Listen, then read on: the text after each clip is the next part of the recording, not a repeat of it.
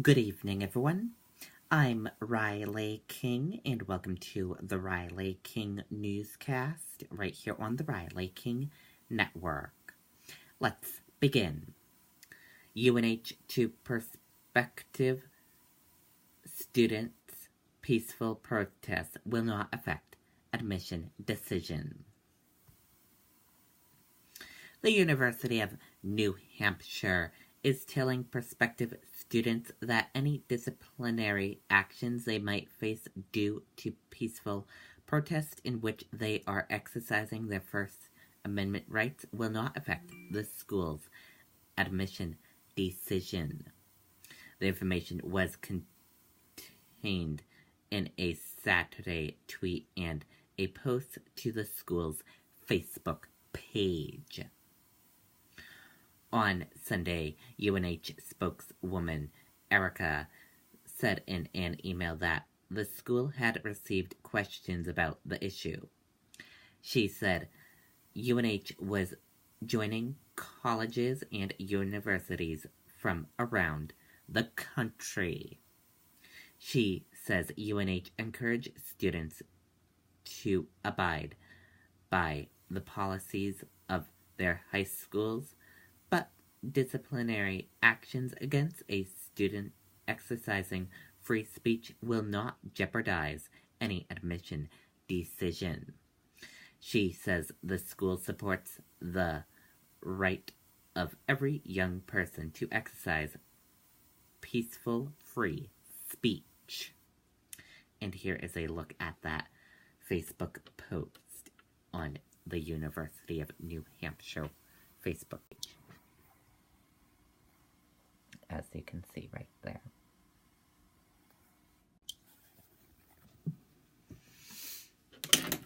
Whoa, sorry about that.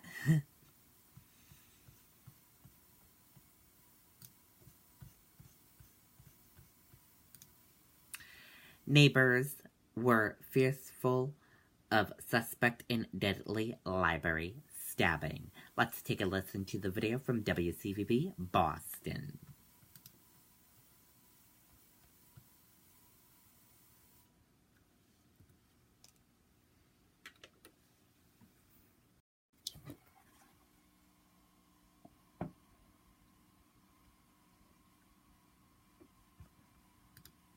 Thought something would happen to somebody in this neighborhood. Never dreaming he'd ride a bike down the library and do that. Outrage in Winchester Saturday night after neighbors on Faro Street learned that one of their own, 23-year-old Jeffrey Yao, is accused of stabbing a young woman to death inside the Winchester Library. I'm horrified. I'm sick to my stomach right now. But the word you won't hear from neighbors tonight is shock. Several neighbors tell me they've had problems with Yao over the years, who neighbors accuse of trying to break into homes and vandalizing property. The neighbors so fearful of the 23-year-old that a group of neighbors reportedly spoke to Winchester police over the summer to voice their concerns. Went to the police and we said, they go, we're handling it. It's under control. Don't worry about it.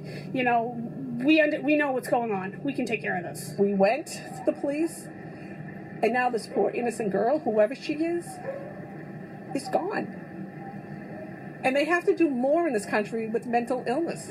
Officials have not revealed a motive at this point, but say that Yao was known to police and won't reveal any more details until Monday's murder arraignment. Are there any indications that there are mental health or drug abuse issues at play here? Well, that's part of the investigation that'll be unfolding. And again, Jeffrey Yao, the suspect, allegedly lives here with his parents. So far, we've had no luck getting in touch with any of his relatives. Live in Winchester this evening, Matt Reed, WCVB News Center 5. Okay, and there you go on that video and that report.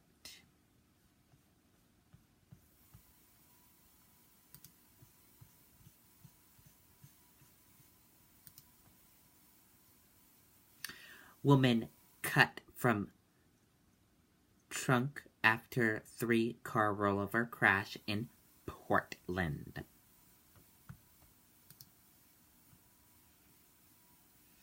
Portland police said a woman had to be extracted through her trunk Sunday after a 3-car crash on Auburn Street.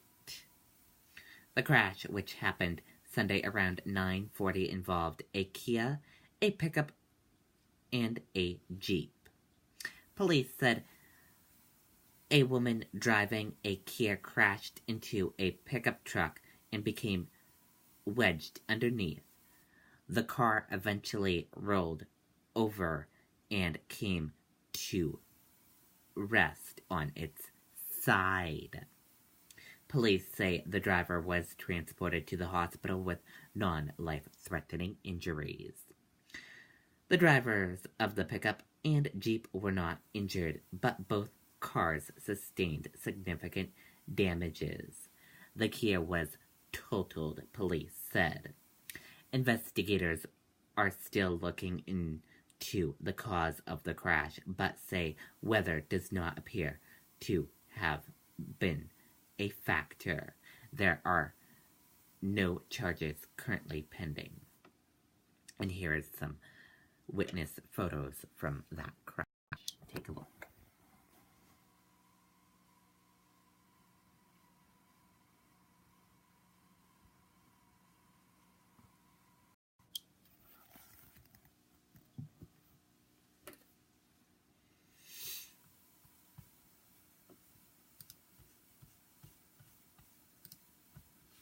Trump's aide, very favorable plea deal ramps up pressure on Manafort, experts say. Let's take a listen to the video from ABC News.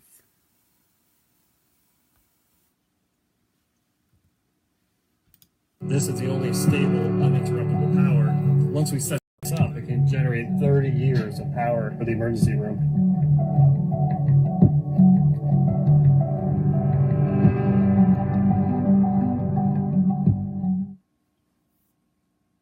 Walking out of the federal courthouse on Friday after making a plea deal with Robert Mueller. We're going to talk about what it means now with Preet Bharara, former U.S. attorney, now distinguished scholar in residence at NYU Law School, also our chief legal analyst, Dan Abrams. Welcome to you both. And Preet, let's just set the stage of where things are right now. 9 months into the Mueller investigation, he's got 5 guilty pleas, including from the president's former national security advisor, now his deputy campaign chair. New charges filed against Paul Manafort could face decades in prison. He's indicted 13 Russian nationals. When you look at all of that, what does it tell you about where Mueller is right now, where he's going?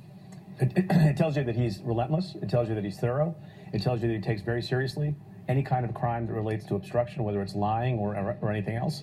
And it tells you that given how much surprise there has been every time there's been a charge or an indictment or a plea, sometimes with respect to people who have not been on anyone's radar screen, and I'm talking about people who are paying close attention, there's a lot we don't know. So at any given moment, more can happen, and we don't quite know where it's going to lead. And that's the question.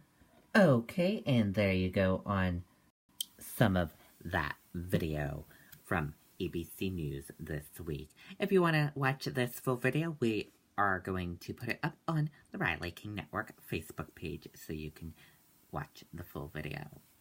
A former Trump's aide plea deal on Friday appears to dangle the possibility that he will get probation, no jail time, after cooperating with special counsel Russia investigation.